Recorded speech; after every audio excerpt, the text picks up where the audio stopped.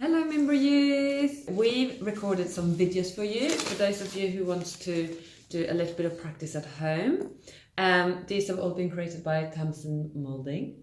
So thank you very much, Tamsin. They're all exercises made that you can do them in a really small space. You can do them at home, in your living room or in your bedroom. Obviously, just check with your parents first. But for some of the exercises, it's nice for you to have some sort of mat, you know, in case if your parents would have a yoga mat, that would be nice, but it really doesn't matter. It could be just like a mat you have on the floor, or if you have a room that there's carpet in, or just a rug. You know, if you just take that rug, just when you lie on your spine, just so in case it's a bit more comfortable. And you need to be careful, obviously, about the environment you go into, where you're working in. That if you're doing it in the living room, make sure that you don't have like any breakables right next to you, like put away any pretty vases or anything that could like be knocked over. Just make sure you have a clear space around you. It's really, we're just working on it's like 2 meter, 1 meter. It's really just like a little square of space. And we're actually using just chairs or sofas. We use the wall sometimes, so if you've got a clear wall to use, that's great. If you don't, that's fine. Don't do those exercises. But you want a nice clear wall with no plug sockets underneath you, no pictures that you can kick, and a solid wall, not a door. And it really doesn't need to be much of a space. It's literally like a body, just a body. Just your body. Just to walk your feet up and down, you'll see in the videos. I'd say to do these exercises, make sure you have a little bit of a warm-up first. So there are exercises you can do when you come back home if you've done another class or swimming, or you've been out playing in the park, you know, anything where you just feel a bit warm already. And if you haven't been doing something else before, just put on your favorite track of music and just do a bit of dancing on your own. Just get a bit of blood flow, literally just like, you know, do your own little dancing to one track. And then all the exercises can start slowly. If you're doing any of these exercises and something hurts in your body, just stop it, shake out the body, just shake it out. Try the exercise again, really look at the videos and listen to the instructions. If it still hurts, just stop.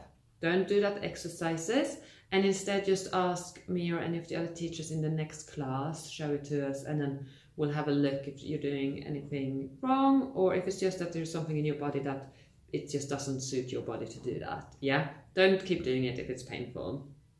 Watch the video through first before you join in and do the exercise. So have a watch, see what it is, and then have a go.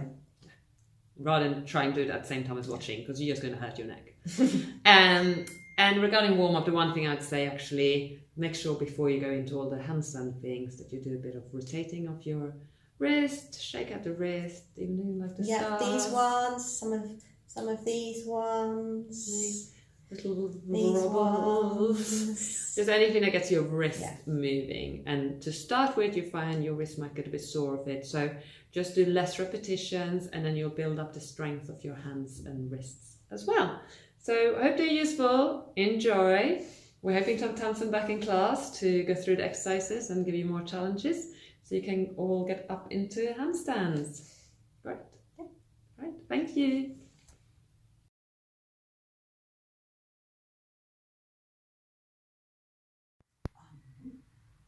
Bum shuffles. So you're going to put your hands slightly in front of your hips, push down into the floor, scoop up in your tummy, lift your bottom of feet off the floor and try and move forwards all the way to the end of your mat. It'll take, 5 or 6 bum shuffles. Here we go. 1, 2, 3, 4, 5, and then we're going to go backwards. Place the hands behind you, lift up. 1, 2, 3, 4, 1 more, 5. There we go. If that's too difficult or too hard, you can leave your toes on the floor and do exactly the same thing. 1, 2, 3, 4, 5. Make sure you start with your toes close to your bottom when you're going backwards so that they can straighten. 1, move them in. 2, 3, 4, and 5. You'll need a stool or a chair or your sofa Make sure that it's solid and it's not on wheels and it's not wobbly because you don't want to tip it over. Your feet are going to go on the stool or sofa, and then you're going to walk your hands out to plank and back in. Make sure you keep your arms as straight as you can, and your bottom goes above your hands. So we start in a little tuck, and then you're going to walk your hands out to plank, nice small steps, all the way out to plank, squeeze your bottom, lift your chest, and then walk all the way back in. Into tuck. And then if that one's really easy, you can straighten your legs into pike. Make sure that your bottom stays right above your hands in this position and it doesn't tip over your head. And then we walk out, little steps to plank, squeeze your bottom, push down into the floor, and walk all the way back into pike, hips above your hands. And then walk your hands out a little bit to step your feet off of the sofa. How many should we do of these? I think you should do either 3 or 5 in a row. You'll need your sofa or your bed. This is my pretend sofa. Your feet are going on the sofa and your hands are on the floor. So you're going to go up into a little tuck shape. Try and get your hips directly above your hands, and then we're going to walk sideways. So shift your weight into one hand, little tiny step, and then a little tiny step. So keep the steps really small, otherwise you won't be able to step sideways very well. Lots of little steps all the way to the end, and then all the way back to the other end. And then if that's really easy, you can straighten your knees up into a pike, so your hips, ribs, shoulders are all in line, and exactly the same thing. Little side steps. Keep the hand movements small, all the way to one end and then the other direction. And you can rest in between going one way and then the other way, so you can come down in between them. Just make sure you do both sides. On your chair, sofa or stool, again, you're going to put your feet on and your hands on the floor in a little tuck position. Your shoulders are always going to stay in front of, so that side of your hands, that way, or directly above your hands. They never come behind your hands towards the sofa.